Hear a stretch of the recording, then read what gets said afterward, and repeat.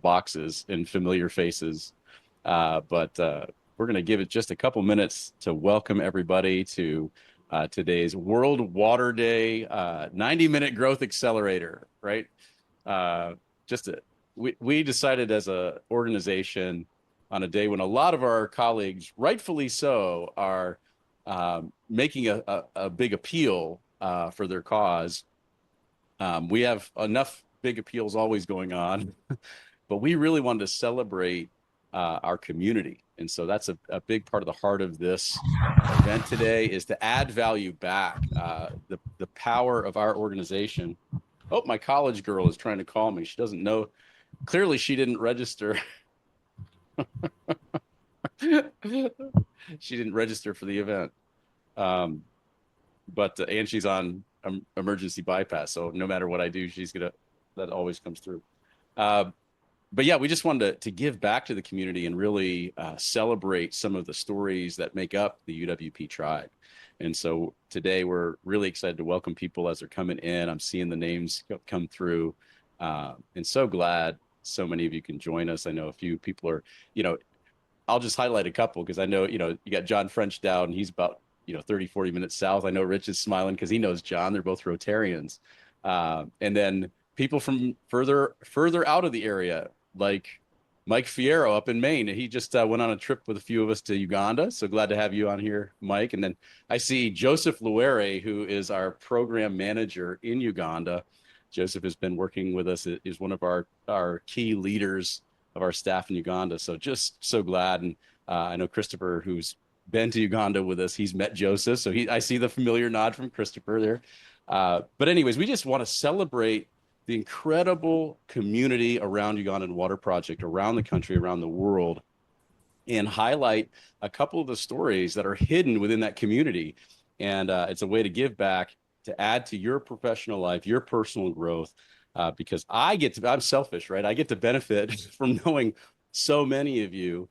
And so we wanted to try to tie some of that together today with this event that we're hosting. So we've got Rich Asis, Christopher Nelson, and Gael Orr that we'll get to know a little bit shortly here. I also want to just highlight Ariana Hilliard. She's my executive assistant. And really, she so often, if I'm coming across competent, timely, and professional, it's because Ariana is helping me do so. And then I absolutely want to recognize Jess Allen Itway. Jess is our chief of staff. She's had many titles over the years, but she has been part of UWP from the beginning and on staff for over a decade. Has spent a decade of her life living in Uganda, and she's sort of co-hosting. She'll be helping handle some of the Q&A. And before we get started, I just want to highlight, hey, the chat is closed today, but we will drop a couple links in there for your benefit at the end. But the Q&A is absolutely open. And so if you've got questions, each of our guests, we're going to spend a few minutes chatting, and then we'll have a few minutes for some Q&A. So drop that into your questions into the Q&A, and we will see those and highlight those and answer as many as we have time for. So with that, I just want to give a couple of highlights of what's happening in the Ugandan Water Project world. This is an exciting season for this community on a mission together to really bring freedom from the bondage of waterborne disease and water-related poverty to our friends and neighbors in Uganda. We have a couple of things that we're excited about. We've got some upcoming work in Kabale in southwestern Uganda with our friends at Wells of Life. Together, we're co-funding a set of rainwater collection systems for schools and churches that really have a significant need. And again, these are remote areas. It's a long ways to get there, but such a great set of work. And we love working alongside other organizations. And that's just part of our relational DNA. Also, I want to highlight, some of you have probably seen a couple of our mentions that we are starting to do household connections.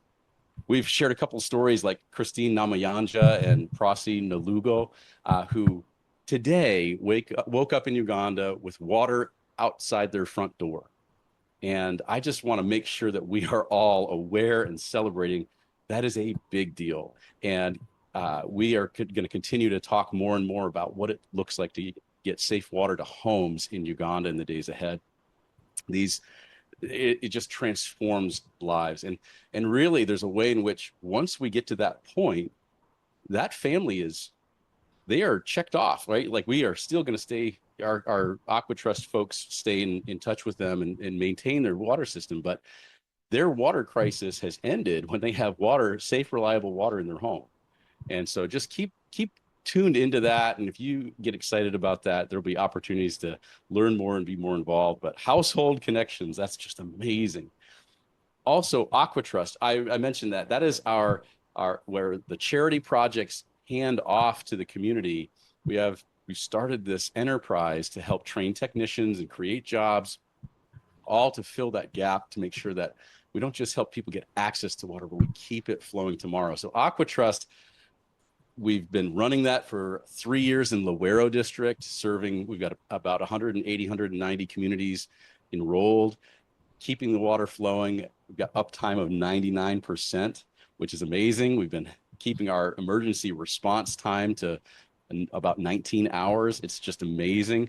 In fact, Joseph's team leads that. He's got an incredible team that really are out there serving the Aqua Trust customers. But we've been invited by 3 other districts to expand this year. Each of these districts has like 300,000 to 800,000 people. It's a lot. And so there's Chiboga, Bucadia, and Chenkwanzi. We are already adding new communities into Aqua Trust in Chiboga and Bucadia. We saw another one sign up just yesterday. We got the photos in Chenkwanzi mid-year. And it's just exciting to see sustainable maintenance, affordable water service, helping people transfer the power of getting access and keeping access to safe water from donors to the communities. We overcome that initial catalyst of needing to have the capital cost. That's what we invest in as a nonprofit, and then they're saying, hey, we can take on this running cost and make sure that our water stays on.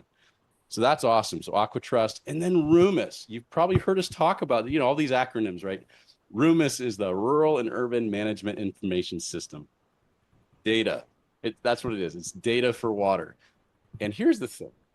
If you're part of our community, you know that the water crisis is one of the most persistent problems on the planet. Now imagine all of the people that sign up to say we want to try to tackle it. As we head out to go to the field to tackle the water crisis, someone says, oh, one more thing. We just need you to put on these blindfolds. You're not going to be able to see the problem. That is the condition, because there hasn't been a consistent system to tell us what's going on with the water assets, the water systems and sources in Uganda. Like quite literally, there is not one person in the government, not us, not any other organization that can authoritatively tell you how many people in Uganda have safe water, how many don't, how many systems are operational, what's broken, where is it broken. That just hasn't existed. And so we are filling that gap with this live digital data system called RUMIS. And we are weeks away from having an agreement with the government for a national rollout of that. It's just really exciting. And yeah, Christopher's a tech guy, so like he was just so excited. The rest of us are eating dinner. This was when he was in Uganda, and he's sitting there with the Ministry of Water and Environment staff, and he's like, they're just geeking out about the data systems. And so that's just really exciting. And so these are some of the highlights of what's happening on the ground in Uganda. And then over here in the US, April 12th, we're all excited because another community opportunity, virtually wherever you are, or here in Rochester near our home office, we have our 5K coming up on April 12th. So whether you walk, run, or crawl, it's a fun way to get families and businesses and church groups or neighborhoods involved in awareness and raising money. It's so much fun. I mean, I'll be honest, the running's not any fun at all. I don't like the running, but competing to raise money and being part of the team, that's just great. So those are a couple of the highlights. And I just wanted to say, we're glad that you are with us on this mission, and continue to stay tuned. And if you want to know more, we are available. You can reach out to us at info@ugandanwaterproject.com. You can message us on any social media channel. We actually pay attention to it. Real people respond. It'll probably be me or Ariana or Jess. or one of our other staff. But please reach out. That means a lot to us. So many of you are scattered all over the country, and it's great to hear from you when you say, hey, I want to know more about this. So with that, I'd love to transition us into our first conversation. And this is going to be with Christopher Nelson. Christopher and I have known each other for a number of years now. We met in a mastermind that we were both part of. We're both monsters for personal and professional growth. And the first time I met him, I'm like, man, I just love learning from this guy. He's the founder of the Wealth Ops Collective, where he leads a community through a proven system to build, manage, and scale wealth to support a vibrant life. And he's had a successful career in the tech sector. He's been through companies, went through 3 IPOs. He's had countless lessons learned to understand what true wealth is all about. And I invited Christopher to come to Uganda because we spend a lot of time talking about fighting poverty, but not poverty is not the goal. Wealth and vibrant life is the goal. And I'm like, this guy understands what it means outside of just money. And that was why it was awesome to have time with him. But he has a keen understanding of that, not just individually or in business, but as a family. I love it. It's the message of his life. And so I'd love to introduce you to Christopher Nelson. And, Christopher, right off the bat, I'm so excited to have you here. But my first question to you, just to open it up to hear your thoughts, is you told me one time that the best business financial day of your career was also in some ways the hardest. Tell us, man, what happened? Why did you say that? Well, I said that because, the day started off, it was the day that I had worked for the majority of my career, which was to get to a tech IPO. So you can imagine that we show up early in the morning because we're going to be going live on the NASDAQ. We're in San Francisco, downtown. We show up, at 5 a.m, DJ, omelet bar. Everybody is waiting to see where we're going to come out. And we all knew from the price that they'd set that many of us were going to become multimillionaires that day. And as we were waiting for it to trade on the NASDAQ, there was this big pause. Nothing happened. And we thought everything was broken. We weren't sure what was real, what was happening. We started texting with some of the executives that were there live in the studios. And they said that it wasn't trading because they were pushing the price higher, meaning that the ones who held the shares wanted the price to go higher in this sort of negotiation before they released it. And so when we thought that we were going to go out at 1750 and we were going to be multimillionaires, within 5 minutes of time, it doubled to go out at 35 a share. Ended up even a little higher that day. Wow. And so I had this incredible high at that moment, right? The DJ kicks off. There's this incredible day. And I drive home that night to see my pregnant wife, Regine, who's laying there. She's at that point, I think 5 or 6 months pregnant, just starting to get really uncomfortable. And with pride, I spun around and I showed her the stock account that we had with Schwab at that point and all these millions of dollars. And she asked me 2 simple questions. When can we buy the house? And when do we get access to the money? And from there, she's a no-nonsense lady. I really love her. She's a no-nonsense lady, right? She wants to get straight to the facts. Okay, I hear you, Mr. Tech Guy. You got all this good stuff. When does that happen? And I literally went into the living room as she was still, napping and resting a little bit. And I broke down. I mean, I cried. I was sobbing because of the fact that I'd worked to get to that point. Like many of us in our careers, in our lives, we work to build these assets, but we don't understand how to use them to unlock the lifestyle. At that point, I'd had the vision of the lifestyle. Okay, I wanted to make this money so that then I could buy back my time so that I could be investing in, in impact, right? And having some philanthropical aspirations, also investing in other businesses. The lifestyle, you're not talking about toys. You're not talking about, I know you. You're not talking about fancy stuff. You're talking about a different lifestyle when you say lifestyle. Yeah. That's right. That's right. Like many people, I think many people don't aspire to have many things. They want to have the richness of life, Yeah. just like we see in other countries, that people who have resources, they have time. And that was really what I wanted. But that was very difficult for me because I realized that I'd worked hard to become a great money maker, Mhm. but I was in my infancy in being a money manager, and then Yeah. also really understanding how to define that lifestyle. Yeah. That's amazing. And it really is amazing.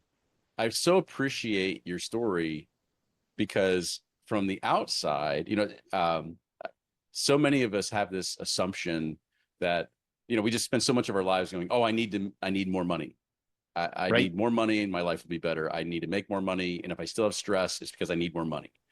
And it's sort of an empty aspiration. You know, I I saw a quote one time from P.T. Barnum that essentially says, "Money makes a terrible master, but an excellent servant." Right. And I think, in my relationship with you, I've heard you teach and talk, and it's challenged me to look at things differently, because the answer isn't just more money.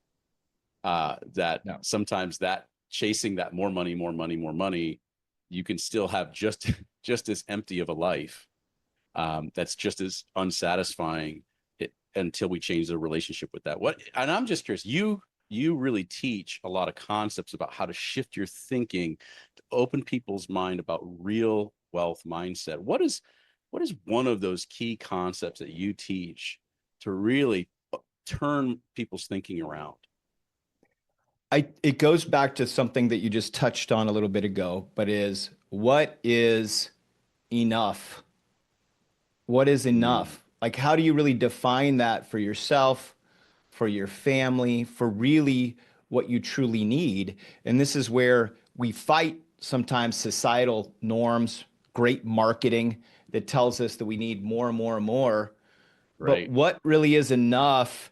And then how do you become the CEO of your wealth and navigate and construct that for yourself? Because Yeah. what happens is we get programmed to want more. We also get programmed to stay in the income generation. I keep making money. I'm very successful at that. But how do I actually, to PT Barnum's point, how do I actually make money my servant? How do I get it working for me in the way that I want it to, and create a lifestyle that is enough? And we have to define that, because if we don't, we can fall into this trap of, being too busy, of continuing to grind. And this is part of why I do what I do, is because I see so many technology employees that have, high seven, low eight-figure net worth, but they keep working because they don't know when to say enough. Right. And so tell me a little bit more about this collective, the Wealth Ops Collective, because it really is about, I've watched you and Regine navigate your journey, and you Hmm. now have a heart and a vision to help other people navigate theirs. And and it's probably no surprise to anybody here, I don't personally have a 7 or 8 figure portfolio, but Right. I've learned a lot from the things that you teach and what you're doing. Tell me just a little bit about the Wealth Ops Collective. Well, the Wealth Ops Collective is essentially, a group of technology employees that have had similar experiences that I have had, that come together to essentially leverage a system in a way to manage their money, to architect, build, and run their portfolio as a business, and do it collectively. Because Mm, when the wealth industry wants us to turn everything over to a financial advisor to essentially allow them to be the CEO of our wealth, and we become mhm, the bookkeepers. We're just, managing our expenses and our budget at home. mm, This essentially flips the mindset and says, I want to, as a collective, come together as CEOs to create a shared board of directors where we're, interacting together. And in the collective, I manage my portfolio transparently in front of people so they can mhm, watch one and see one so they can do one. But it's essentially us coming together and being the CEOs, defining our own enough, right? Holding each other mutually accountable, and then also getting our families involved as well too. There's been so much research that says that, wealth can sometimes only live to, one generation, maybe even the third. But if you don't bring your kids along and raise them in a way to understand how to really grow and leverage, money as a tool and not an obsession, um, that can be detrimental to the Yeah. future generations. Yeah. That, especially what you just said. I mean, I am blown away and inspired watching you and Regine and your boys, the lads, go on this Yes. journey together. And when I interact with your family, like they are all part of the C-suite for your life. That's right. And that doesn't happen on accident. And I've watched it. I remember when I invited you to come to Uganda, and your response was, "We're in. The Nelsons are coming to Uganda." And I was like, "Oh, all five of them! Wow!" And that was my lesson of like, "Oh yeah, this is how these people show up." So you're on this journey, not just as a professional, not just as an individual, not just as the Wealth Ops Collective, but this family aspect. Can you share a snapshot of what it looks like for you and your wife and boys to be on this journey together? And this is, I mean, I'm excited because you and I are actually co-leading this really great experience in October. That's going to be like a family advance trip to That's Uganda. So right. I get a second round of this coming up this fall. But tell me a little bit, what does this look like for you guys to be on this journey? And your kids are not like in their 20s, like your kids are Nope. still coming of age. Yep. 10 and 12. And, so I used to think that happy people were grateful. That's what I used to believe. What I've come to understand through experience is that grateful people are happy. And for us, it's so Wow. important when you have a resource like wealth, it is important that you focus on eradicating entitlement, that you Cool. focus on letting people know that especially the next generation, that what we're Yeah. creating here is not for raw consumption. It is here to accelerate contribution, and it's here to support creativity and creating jobs, creating impact. And so we felt with those, principles in mind, we needed to help our children become grateful. We needed to show them, what the world was. So that was our first, voyage in this was the Ugandan Water Project, boots on the ground in Uganda, the kids having their eyes opened to, how well they have it here in the United States. And then Yeah. also feeling the power. They came back from that trip fundamentally changed because they realized that they have the power to impact people's lives on a greater scale. And that's what we want to bring them along for that, and raise them up in the way that they should go, which is we have been given this wealth to steward. And if done right, we can improve the lives of people around us so that then they can carry on the same thing, right? And it's truly this message, and this emanates out from the Wealth Ops Collective, is how do we use our wealth to train up our families in a way that they're grateful for it, they don't Mm. feel entitled, and they want to go create impact. They want to go contribute to, great organizations like the Ugandan Water Project, where they can, change the lives of people in an entire country. Wow. Boy, I get to skip lunch today. I mean, I could eat what you just threw down and make a meal of it. That, it's so funny because Gail's AI note taker jumped in when we were all coming on the call, and we are joking about whether it should stay or go. I mean, there is so much I hope people are recording. We are certainly recording, but that's just I so value that. And fair warning, this is we want to shift it. If anybody here has some questions, throw a couple of questions into the Q&A that's at the bottom it's the question mark box at the bottom of the screen that says Q&A. We'd love to have your questions. But I just want to, while we're giving people a chance to see some coming in, Yep. one of the questions is, beyond financial wealth, what else are you talking about when you talk about true wealth or genuine wealth or holistic wealth? What else what else is there involved in that wealth questions? Essentially what they're asking. Well, I think part of it is mental health, right? I think so many people, but part of what we have to contend with here in our society is we have a lot of inbound messages that tell us who we need to be, how we need to work, how we need to exist. And part of real wealth is really being grounded in knowing who you are, who you were meant to be, what is your purpose here, and being able to execute on that by eliminating the noise. Wealth is also an abundance of relationships, being able to make relationships, that are outside of work, right? And in other organizations, right? This is why I encourage people to go and take, the trips like the one we're putting together, because through that, I met so many people that were outside of my network, outside of things that I knew, that now have blossomed into amazing relationships. Yeah, Those are that's the amazing. types of things that I think create, real wealth. Yeah, that's powerful. Someone's asking about heard the mention of a trip coming up in the fall as families. What is it that people gain from going on an experience like that? It not apart from learning about Ugandan Water Project, you've done it once. Apparently, you're doing it twice, and inviting other people to share that, not just individually, but parents and parent-child combos or families. The question is, what is the value you see either to your family or you're anticipating for their families from that experience this fall? Well, you go with the aspiration that you want to bring change to an external environment, but what I think comes out of this is something changes within you that's so Mm, profound.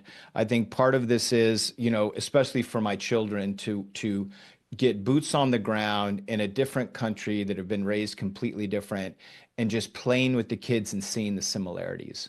What I think right. is the Kids are is the kids. beauty. Kids are kids, and they're going to create this connective tissue. I also think when they get explained the scenario of what water poverty is, and coming in and doing a high impact project like whether it's well repair or whether it Mhm. is a rainwater capture, and they've walked that road of going to fetch water, and they realize that they've just eliminated that and they've freed up these people. I mean, I remember, you asking them some of the questions and their reflections and realizing, that they had the ability to make this impact and really help change people's lives. Yeah. That's something that when I hear them reflect on that, even to this day, or when they're asked questions about different things in their classroom, and I hear from their teachers, they're different people. Yeah. And Yeah. that to me is the change that I want to be a part of. Well, that's amazing. Well, I'm looking forward to it. I love spending time with our UWP community at large. And Christopher and his family are absolute gems. And as we begin to transition here, hey, how do people stay in touch with you? Well, it's easy to link with me on LinkedIn. I'm Christopher Nelson with the Wealth Ops Collective on LinkedIn. And then if anybody's interested in what I do, they can go to wealthops.io and find out more about me there. Yeah.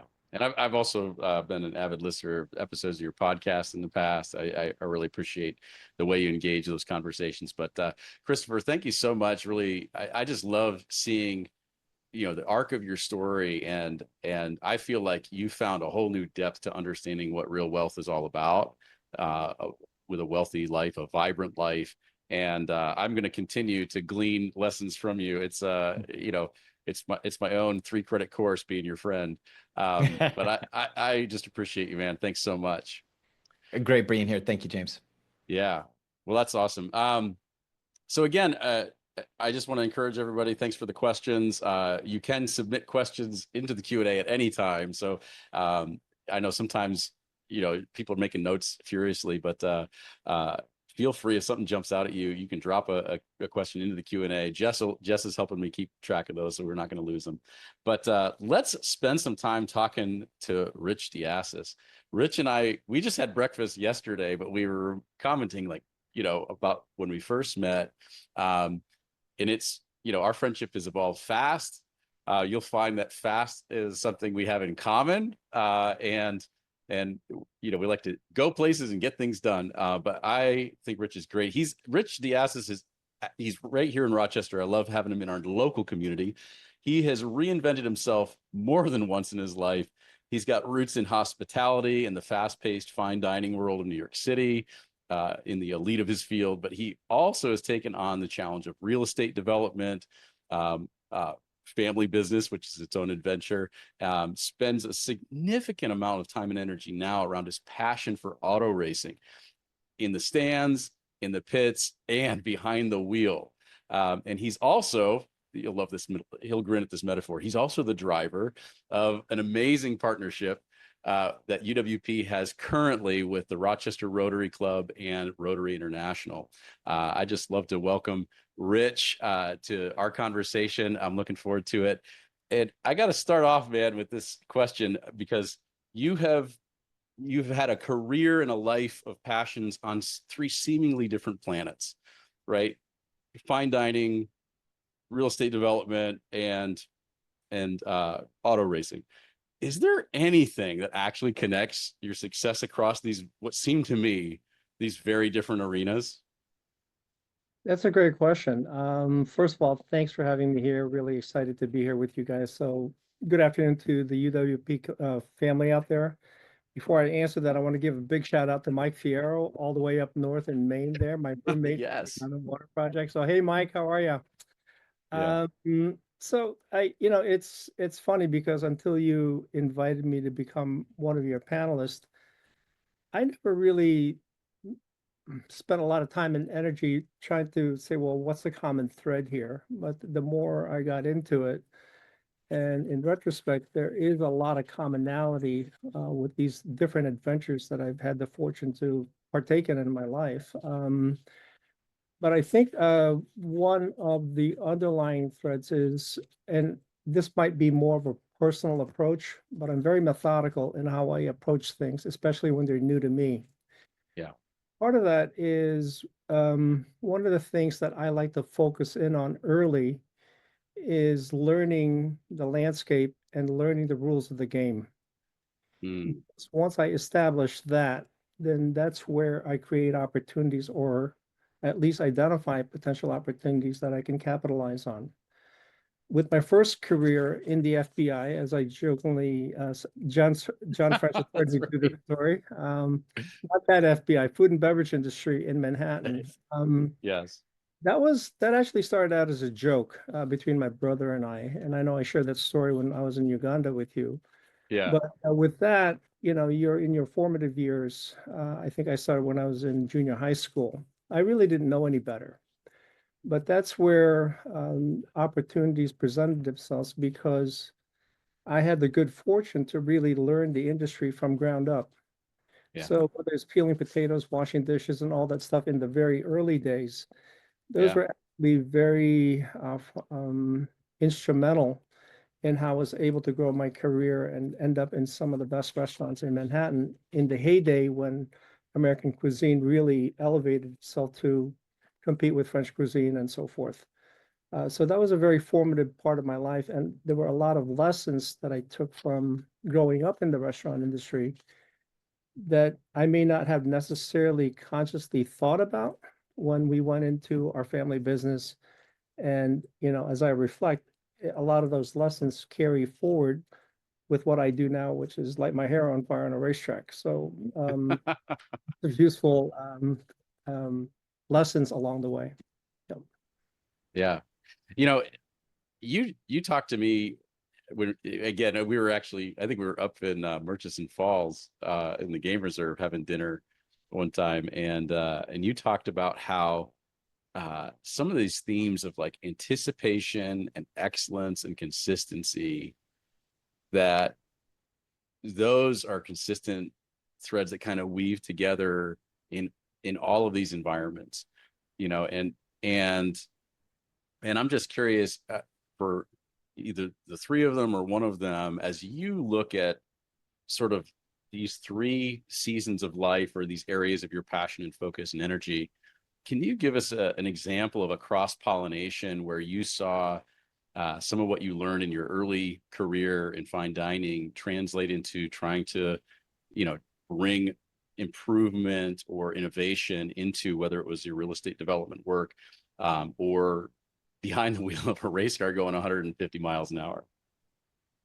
Again, the foundation for all that's carried through into my later years, and maybe pun intended, but maybe not so much, was literally setting the table.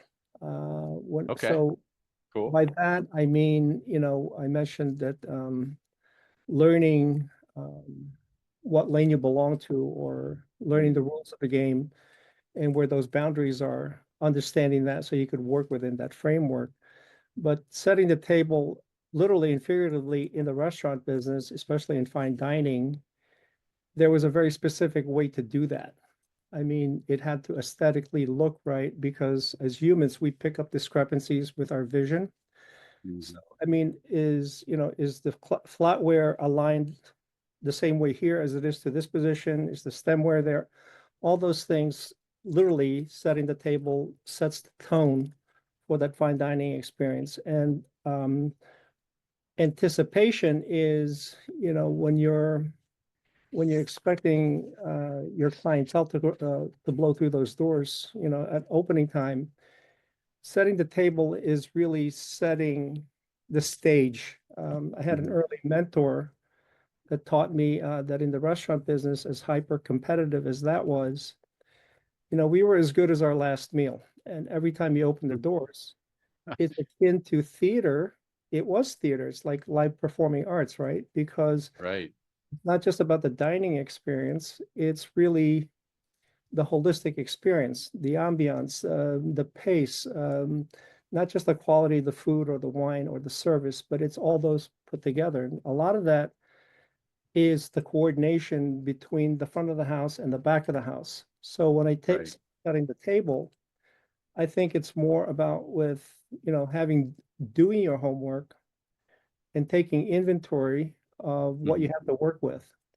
I like what Chris was saying about, like real wealth. It's not just physical money wealth. A lot of it is mental health, physically, emotionally, spiritually. So Right.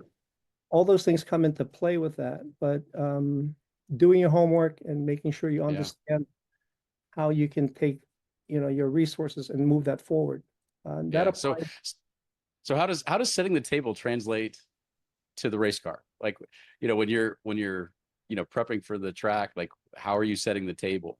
I could probably take some guesses, but like what is that for you? Where do you see the equivalent of that same anticipation? You're only as good as your last meal, your last service, just curious. Well, setting the table when it comes to the racetrack, well, the stakes are a little bit higher because your life actually depends on it. So Yeah, uh, if the fork is a little too far from the knife, yeah, nobody hits a exactly, wall. exactly, yeah. So setting the table again, just taking inventory of what you have to start with. And for me, when I show up at the racetrack first thing in the morning, um, how am I doing physically? How am I doing mentally? I Mm, start there, because from there, then you go through the perfunctory checklist, if you will. It's a physical checklist, whether you're assessing the condition of your brakes, your tires, what are track conditions like. That to me is setting the table. And again, understanding the environment that you're going to be operating in. And for me, understanding those parameters gives me a much higher level of confidence to go do what I intend to do. So I go out there with a purpose. I can't do that properly if I don't know what I'm working with. So right. setting the table is really in preparation for doing, accomplishing the task at hand. And at 150 miles an hour, you're covering a lot of real estate very quickly. So, Yes. yeah, so you don't want those distractions to detract from your experience. You want to be able to just focus on squeezing that extra tenth out of one corner, or if you're having a problem with a particular corner, there's a very specific intent to focus on that problem, and better yet, how do you improve on that? So a lot of those skill sets translate, although I wasn't quite aware of that until you brought it to my attention, but it was just by training, I guess. So Yeah. So, these are high performance environments. In particular, I'm just contrasting fine dining and racetracks. High performance. And it's hard to find massive improvements, I would imagine, in these environments because you're already in a you're not there unless you're good. And so, can you talk to us a little bit about that equivalent challenge in these environments of how do you secure an improvement? Because, you're not talking about going from 60 miles an hour to 100 miles an hour. You're not trying to, you're talking about trying to eke these little tiny gains. And the same thing in fine dining. There comes a point where you have set the table perfectly. If you want to improve things, you're looking for something different than the obvious. So tell me a little bit about that mentality of how do I secure and identify opportunity for gain when I'm in the areas where I'm actually already good? that's a great question. Can you count to 1/10 of a second?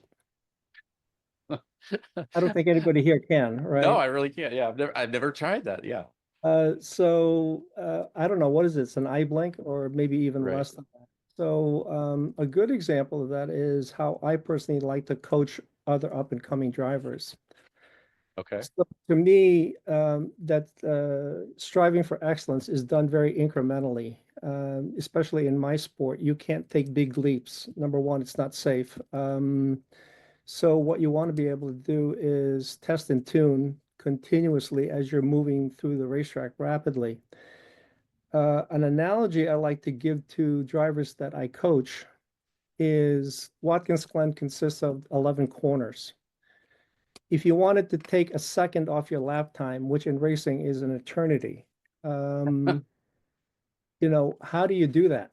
Well, I say if you could take 1/10 of a second off each corner, and there are 11 corners, there's your second. So Okay. what does 1/10 mean in a given corner? It could be a combination of things. You could brake a little bit later, you could brake a little bit lighter, you could get on the gas sooner, you could straighten your wheels sooner, and all those things incrementally may not mean Mm, much by themselves, but collectively, it means a big chunk of time that you could lop off your lap time if you had the discipline to do that patiently. So right. it's Oh, interesting. yeah, you can't uncork one flying lap just because you want to. There's a method that is so yeah. Honestly, my mind is, if the smoke starts coming out of my ears, it's just because the fires are stoked. I mean, just that is so applicable. Having it, well, I'll ask that in a minute, but um, so these are all great ideas. You've had a life in these disciplined environments, and you opened by saying, "Hey, the methodology is part of who you are. It's well suited to how you've grown, developed your personality, etc."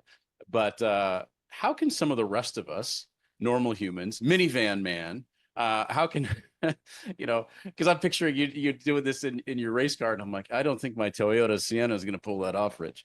Um, so in Nice. yeah, I'll have to see what you can do with that. But how can we take some of the like a first step, or what are a couple of practical steps that most of us can take to start weaving these kinds of practices into our own growth or to pursue our own improvement in our context? What comes to your mind of like, I can't go back to the crazy 70s and 80s into the fine dining world. That era is past, but what can I do to start learning some of these things and be intentional to, I want to be more like Rich. I think it for me, I know that a good part of that foundationally is working with good habits and the Mm, discipline to keep repeating those things that are working for you. Um, and that's in a very holistic sense. In my sport, are you physically fit to do that to begin with? Are you mentally prepared to do that? are the waters inside your head pretty calm? And there's ways to nurture that. Going back to what Chris was saying earlier, how do you get the things that you do serve your purpose? So part of that comes from here in that constant desire for excellence. And how do you do that?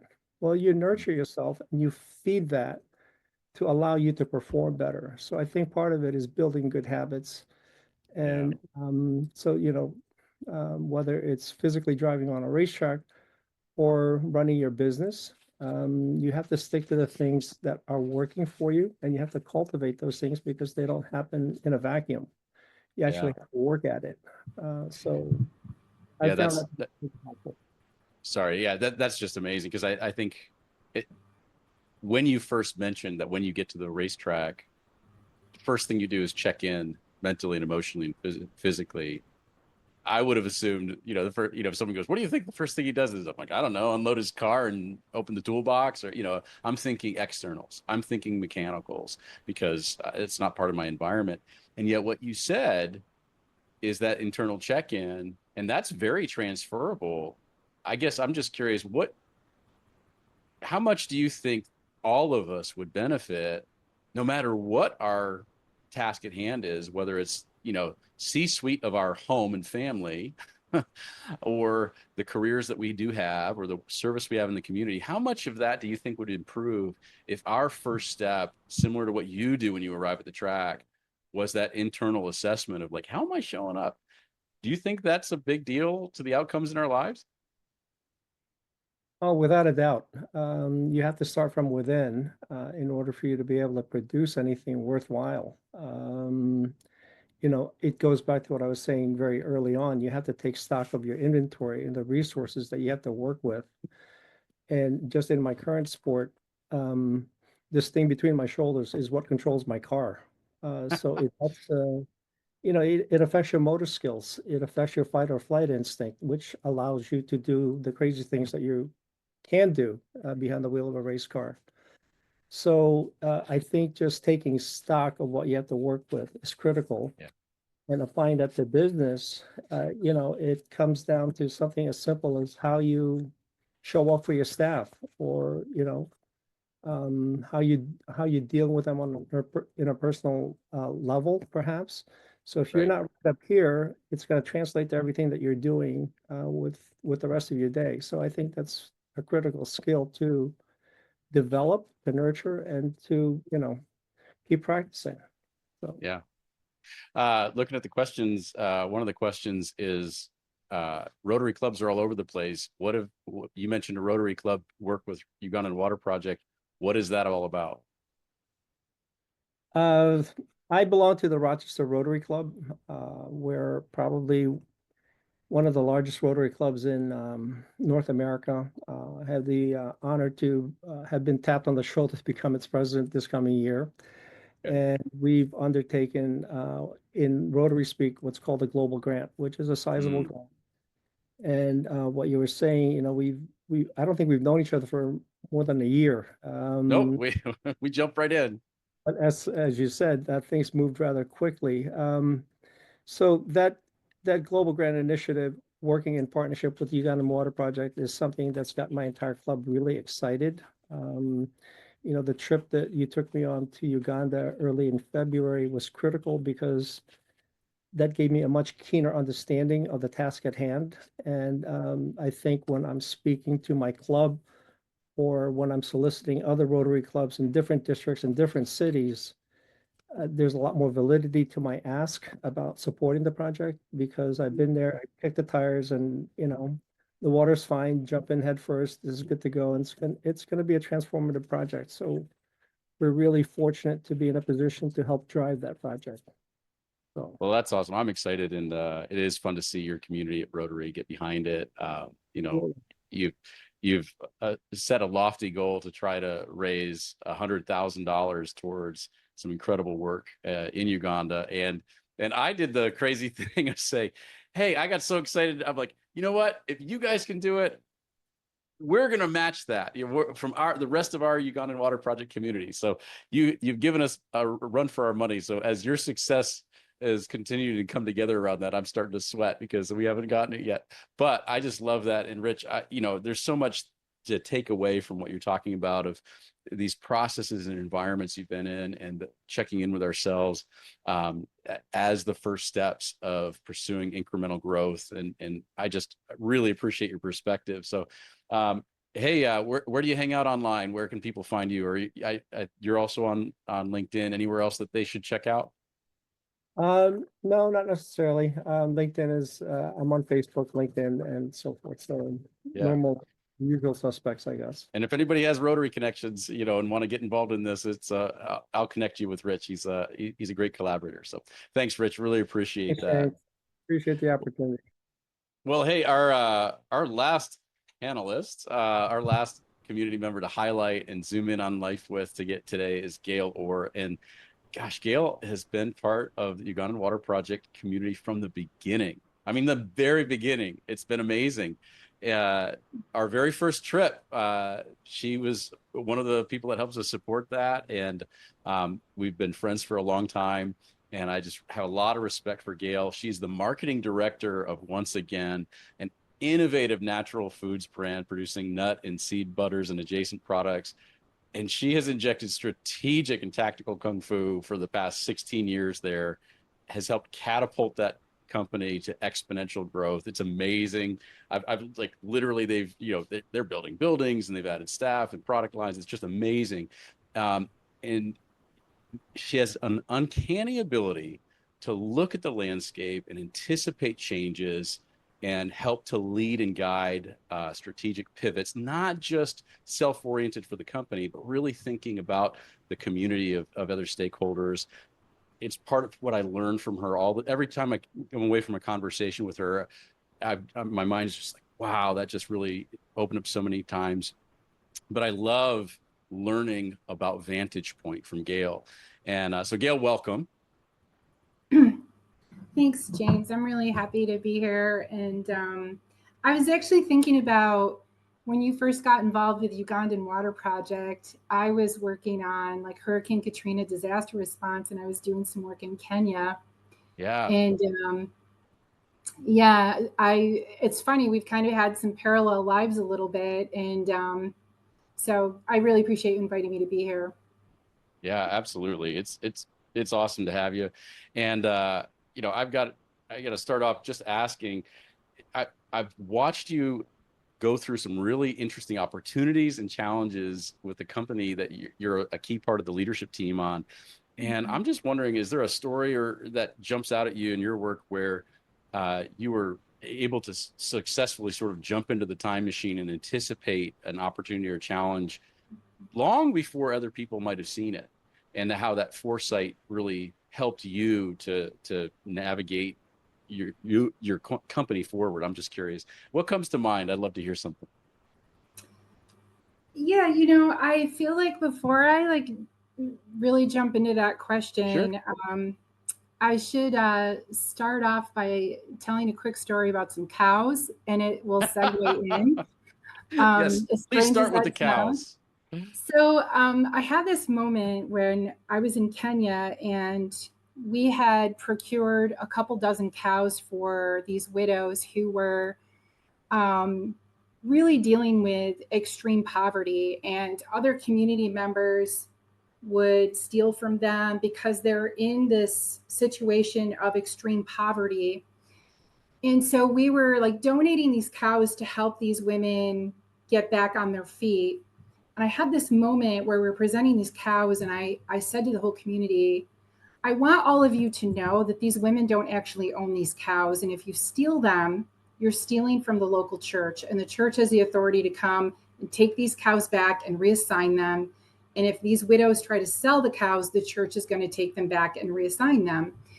And I remember one of the community leaders saying that statement in the moment saved the entire program, because we had been working on this economic development project there, purchasing cows to help with the subsistence farming and sustaining orphans and widows and that kind of thing. And my husband had said to me a similar thing, James. He's like, how did you see that in the moment? And so I thought a little bit about, how did I see that? Like, what was that all about? And I think it really just comes down to studying human behavior. So during COVID, when I was at Once Again, and these stories will tie together here pretty quickly. COVID was hitting Italy pretty significantly at that point. And I remember thinking, boy, if COVID hits the United States in any significant way, this is going to create some real concerns and issues for how people are going to grocery shop and what could happen to the economy. Right. And so I remember telling my husband on a Friday, I said, you need to go to Wegmans today at noon and buy 2 weeks worth of groceries, and don't wait until after you get out of work. You need to do it at lunchtime. And he goes, why? What's going on? I said, I know there's going to be a run on the stores. I said, you just need to hear me on this. And if you wait till after you get out of work, it'll be too late. And earlier that week, I had systematically contacted some of our key customers and said, look, you're going to get a run on your stores and you're going to get wiped out, and you need to forward buy right now and make sure you get your orders in, because our company is going to get slammed and consumers are going to start pantry loading. And I really highly recommend you start putting in POs right now. And they did. Now, how did they just not dismiss you as a crazy woman? Mm-hmm. Right? Yeah, Because that sounds like, oh, I don't know what Gail drank in her coffee this morning, but she's, she's paranoid. She's going off the deep end. But somehow you had relationships that heard that, which sounds extreme, and yet believed you. What was that about? Mm-hmm. Well, key thing is relationships. And not every customer listened. Not all of them Right. jumped on the bandwagon. But I think what people who know me well have come to understand is that, it's really about change management. And when you see something significant happening on an economic horizon line, it means change is coming. And people naturally associate change with loss. And I think the reason why that is because loss always means change, but change doesn't always mean loss, right? If we lose something, that's solid. right? That's always a change thing. But when something changes, it just means we have to do something differently. And sometimes when something catastrophic happens, we get stuck in sort of this place where we might fawn for a little bit. There's the fight, flight, or fawn response to anything sort of tragic. And fawning is almost a type of denial. And so looking at a horizon line and going, okay, COVID is going to hit the United States. What does our company need to be doing differently? And what change adaptation should we make right now before anybody else, so that we can seize an opportunity here that other people aren't seeing? And so understanding the nature of people and that we associate change with loss, it triggers a fight, flight, or fawn response. So fight response might be, I'm going to hoard. I'm going to hoard food. Right. I'm going to hoard. Fleeing might be that they're going to leave a geographic region, or they're in a state of denial. And so when I saw what was happening on the horizon line, I immediately thought about human nature when faced with uncertainty. And then looking at that uncertainty, I thought about, how do these three different reactions consume the products that our company is selling, which is peanut butter, which is a comfort food and a pantry food, right? So we had kind of a lot of good things happening there. That is helpful. Right. And so somebody who is in a denial state, they might be at home waiting to see what's going to transpire, and they're going to engage in online purchases. And somebody who is in a fight mode, they're going to go clear out the grocery stores. And so I saw that coming. And one of the things that I did was I made an immediate pivot to procuring space on Instacart. And I was so successful in doing that all of our competitors, by the time they reacted to what was happening in the grocery industry, we had locked up the pay-per-click words where our competitors would have had to pay $10 a click just to get that space. But I made a significant shift and procured all of that so that our company could benefit from that. And so when I spoke with our retailers, I explained, like, look, at the consumers are going to get afraid because they don't know how to respond to this. And, just like in Kenya with the cows, I had identified that in a survival situation, people are going to fight for resources. And widows are, the women are physically weaker than men. When it's a fight or flight or fawn situation, they're going to get stolen. I mean, that's just human nature, unfortunately. And so I put together an immediate tactic and made it a community-wide announcement to protect this inheritance, essentially, that these women were receiving. And I think that has been a key secret in, like, understanding how to respond to things that are kind of far off in the distance. Does it always work? No, not always, but most of the time it does. Yeah. Wow. I mean, also masterfully woven in terms of storytelling. I just have to say that was, I went on that whole ride with you. Cow story. You got to have a cow story. That was the best cow story. Global well, markets, pandemic, too, James. Like, we have this Africa thing in common. So yeah, we do. Yeah. That is just amazing, and I love that you anticipated the Instacart play and made that move early. Being able to anticipate that actually reflects back to some of the anticipation that Rich talks about with seeking those incremental improvements and advantages. I'm curious, what would you say is one of the biggest obstacles to other people being able to put their ear to the ground and hear the train coming? Like, what gets in my way to be able to make Gael Orr quality moves? Well, I'm going to say that I think that our fear of the unknown inhibits our willingness to be adaptable. Okay. And so, people have always said to me, Gail, you're a collector of people. But I would say, yes, that's true. But what I'm really collecting is perspectives. So in my collection of diversity in my life, and I'll say people diversity, not just in terms of culture, but it could be socioeconomic background. It could be industry differences. It could be other countries. I mean, I've traveled all over the world. I've met people from all different walks of life, from all different experiences within their economic structures, their political environments. Mm-hmm. And by collecting their perspectives, it broadens my perspective. And then it helps me to understand, how do people respond to stress? And the fear response can be very crippling. And I think with this whole idea, well, if something's changing, I'm going to lose something, is a fear triggering thing. But just remembering that not all change means loss. Change just means doing something differently and adapting to that difference. And the quicker you can adapt, the quicker you're moving from fear-based to like courageousness and like being and having courage to make decisions and having clarity and having a greater like understanding. So, I would say it's about being adaptable to changes that you're seeing and understanding that even negative changes provide really great opportunities. So like, right now in the economic environment, they're talking about, maybe we're going to see some recession.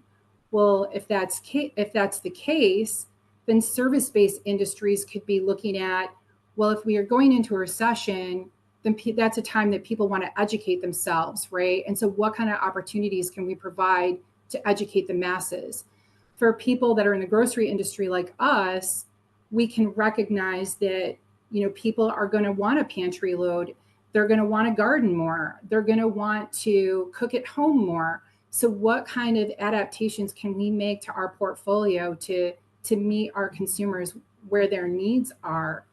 And I think if you're in the automotive industry, you might recognize people are going to try to fix things more. Or if you're selling motorcycles, maybe people are going to shift from having a car to having a motorcycle. And so looking at these fear-based reactions in economic down cycles can help you to brainstorm ways to make pivots within your own business to react.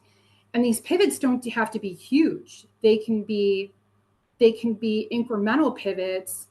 As the storm is getting closer, you can then adjust either broader or narrower depending on how quickly you're seeing the situation come to mind. I hope that helps. That's great. It really does. And yeah, as we pivot to, these, some of the questions that are out there. And again, if anybody, feel free to drop more questions in if you have them. We'll get to them as we can. One of the things you highlighted was fear. And the question is, so yes, you can respond to the fear out there to try to invite people to an opportunity, but how do you make the pivot internally to make sure that you're not subject to it? So how do you go on the path to switch that in your own self so that you can actually lead others in a different direction? So I think that's where curiosity comes into play. So when you are a collector of perspectives, you are naturally a person that has curiosity. And just because I don't agree with somebody else's perspective doesn't mean that I shouldn't seek for understanding it, because when I understand it and I seek that perspective with curiosity, then when something comes at me that is unique and vastly different, I may have had exposure to that situation that then fosters a better idea or a better understanding. And so I think being curious is a way to address that. And if you're having an emotional response from like an emotional intelligence standpoint, I would say, can you look at fear as the opportunity in and of itself? Can you observe fear rather than just feeling it? Can you observe it and say, what's triggering this? What thought am I having that's triggering this fear? And how do I break that apart and address those what if questions that are going on in my mind? And even getting curious about your own emotion. And that's, I believe, what helps in getting the change management that you're looking for. I love Rich's analysis about, can you count a millisecond? Because I'm talking about incremental pivots in thinking and incremental pivots in understanding and incremental pivots in curiosity. And so, that is what you have to do to sort of change the battleship of your mind, is being willing to say, okay, I can't eat the whole elephant, but I can take a bite, right? And another little Africa analogy for you, James. That's right. It reminds me, not too long ago, one of our UWP tribe members is Mike Kim, and he's a thought leader and strategist in marketing and brand development. Actually, Christopher and I both have been longtime friends with Mike and worked with him. And he recently, we were talking about, and we actually shared this out. Some of you in the audience might have seen this. The powerful question, what does this make possible? Right. So when things come, this is what I'm making this connection between what you're saying and what Mike had laid down for us, where he says, hey, you see these situations happen. Oftentimes you can't control or avoid, it's just beyond your control. And yet you can absolutely engage with it on that question of what does this make possible? And that really seems like it equates to what you're saying about, hey, you can acknowledge the fear, but you don't have to subject yourself to it. You can step back from it and observe it and start to ask, perhaps that's even another question. Is there anything else that you think is an easily incorporated, next step for people to improve their ability to see? Because again, part of your tactical advantage is you seem to see things from a distance, and so you see a broader scope, a broader horizon, further away, and can anticipate things. What can we do to actually be able to see things a little further? How do we get that distance and that vantage point? I really think that it comes down to your personal exposure to opportunities and industries and networking with people that maybe it's being willing to be uncomfortable, and it's being willing to expose yourself to ideas that, I feel like people even have fear of just trying to understand another idea sometimes, because it's like a threat to your own way of life and your own way of thinking. And so I think that there's even like minuscule levels of fear that exist within human beings, but by embracing diversity and different cultures and different environments, that these things are really the building blocks that help you see a much broader picture, and seeing and taking curiosity and using that as a tool for innovation, and taking fear as a trigger for courage. I think these are the building blocks that help to really develop, sort of this mindset of how do I get the bigger picture? So, the bigger picture isn't necessarily going, oh, like here it is. It's this sort of broad look at everything. Building that broad look could actually begin with just embracing the possibilities that exist within the people that are around us, because every economic structure in the world is a man-made, man-built structure. Poverty is Right. a man-made, created structure. And so if man created it, and I'm using man in a general term for Sure. both genders, then that's where we need to start to examine what is it that's creating these structures. And I think the greatest way to help people in general is by accepting who they are, where they are in the moment that they're in, and loving where they are in that moment, and really bringing about that understanding without judgment, without fear, and embracing what's important to them, because that's what ultimately helps you to grow as a person and to see bigger landscapes. I think that probably the most practical and powerful takeaway from what you shared is that idea that we all experience fear. It's a very essential response, but to learn that fear is the trigger to be able to choose courage and curiosity. Wow, like mic drop, like that's great. So applicable, because we face that in family contexts, professional, social, spiritual, all the different journeys that we're on individually and as a collective, as a community.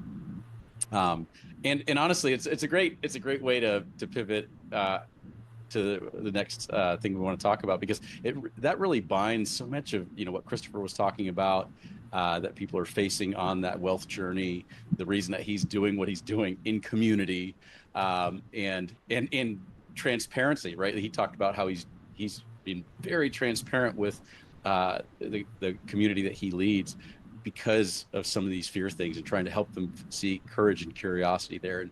And with Rich, it's the same kind of thing, that when you're really trying to anticipate these things, the changes and the gains that you're looking for, really, looking at these things and finding that opportunity, and a lot of that same curiosity rather than fear of failure is powerful. And so I love how we don't necessarily plan all these through lines, but it's just another example that the Ugandan Water Project community is a community.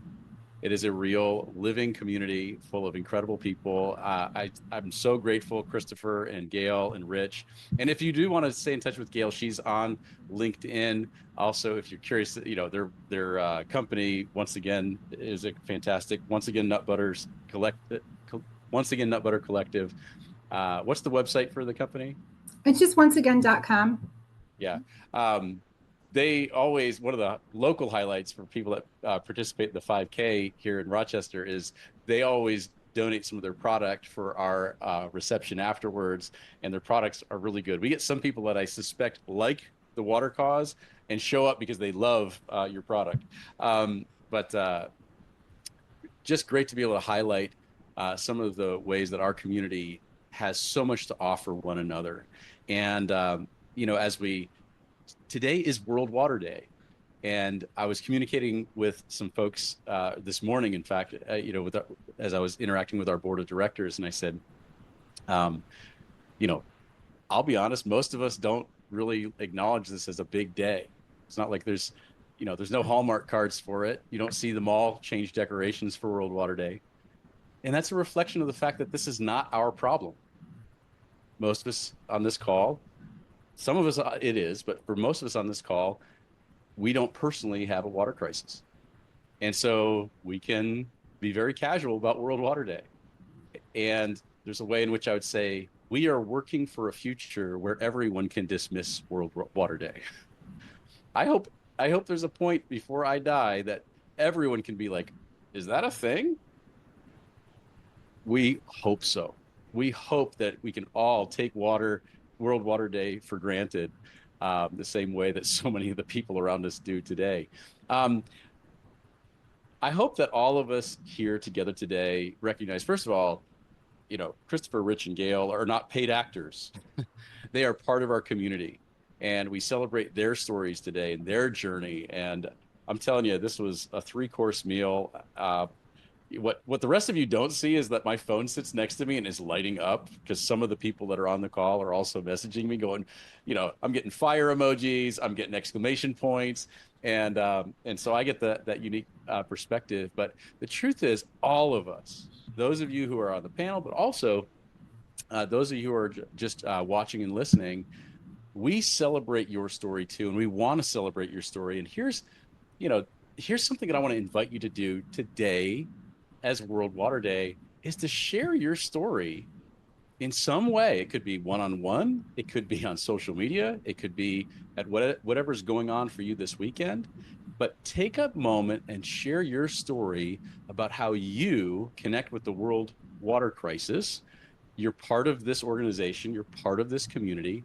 And if you do that either on LinkedIn or Facebook or Instagram, tag us, because we want to celebrate you as part of our community, and we want to celebrate your story. And just like everybody's journey has tremendous value, we want to really share yours with the rest of the world. And I would just say, be on the lookout. I keep hitting the mic. This has been a really great opportunity to celebrate by giving back and learning from one another. And be on the lookout for, in the coming months, other opportunities like this where we want to really facilitate the conversation that isn't just about, hey, can I get your attention for a moment and ask you for money? That's not the heart of what we do here. We are a community on a mission. And so be on the lookout for opportunities to participate in things like this. Opportunities like what Christopher talked about with there's trips sometimes where there's a chance to actually show up and curate an incredible learning environment alongside of our Ugandan staff and other people. But I want to talk about a couple of opportunities to respond. If you're freshly resubscribed to the mission after hearing some of these ideas and just getting invigorated and inspired, do me a favor and just click on the bottom of the screen to the chat and open up the chat box. And what I want to encourage is to just consider a couple of things. One is the part of our community that makes a financial monthly commitment, a partnership every month. We call that the river. And it's all that symbolism of a river, the flow, the steady flow, the stream, the way that rivers throughout history have literally turned the wheels of industry, right? And that is such an important part. And here's the encouraging thing. Every $100 that is given means another family in Uganda gets access to safe water. And so even in small, steady amounts, people in the river make a huge difference for the work we do. And so if you're not already part of the river, I would encourage you to take a moment, click through, the link is in the chat, and we'd love to celebrate you being part of that. It really is the foundation that allows Jess and Ariana and I and the rest of the team and the staff in Uganda to do all of the stuff that keeps the work flowing and moving forward, and it holds everything together. And so I want to encourage you to consider that. It's a great way to celebrate World Water Day is join the river. the other thing I really want to highlight is if you're more of a project-oriented person and you like the hardware, you like seeing the water flow for some people. I'll just point back to that. I got a little excited when Rich and I were laying out plans, and again, he's like, I think we can raise $100,000 for safe water projects. You know, he's tied into the whole this powerful juggernaut of a service community of Rotary. And I'm like, yeah, this is exciting. If you can do it, we're in for it too. So if you want to help me back up that that chid that I put down, you can also sponsor. We're specifically for the work we're doing alongside Rotary. Ariana's dropping the link in the chat. If you want to contribute towards borehole rehabilitation in Chiboga District, it's going to go towards our side of that audacious bet. And I love those kinds of challenges. I you know, that's a good kind of like fear where I'm like, oh goodness, this is an audacious goal, but man, what's on the other side is incredible impact. So those are two ways three ways really that you can get involved in celebrating World Water Day with the rest of your Ugandan Water Project community. You can share your story in a way and tag us in it, and let us celebrate how you're part of it, just like we dug deep into some of these stories today. You can consider joining the river or sharing that with somebody else who needs to jump in the river with you, right? And then if you love the hardware side of just making projects happen, then please take a look at the work that we're doing in Chiboga. We're working on raising $100,000 to do that as well. So thank you so much for showing up on a Saturday. You know, World Water Day is a date. It's not a day of the week. It's not the fourth whatever of every, you know, March. It's a date. And so this has happened to be on a Saturday, and we're like, hey, we want to invite you to show up and highlight this. I want to say again, a special thanks to Christopher and Rich and Gail. I cannot wait to look at the thanks to AI, we've got a great transcript and some highlights and some notes. It'll be awesome. But you guys threw absolute fire today, and I want to say thank you for showing up, and you know, wish everybody a happy World Water Day. If you'd like to stay connected to us in any way, please know, again, you can info@ugandanwaterproject.com. You can reach out to us on social media. We're very responsive, and we celebrate you. We're so excited for the ways that you are part of it, and we look forward to seeing how we grow the impact together this year. So God bless you all. Have a great World Water Day, and we will see you around, and thank you for joining us for this Growth Accelerator. You guys this is where you can all run for the exit now.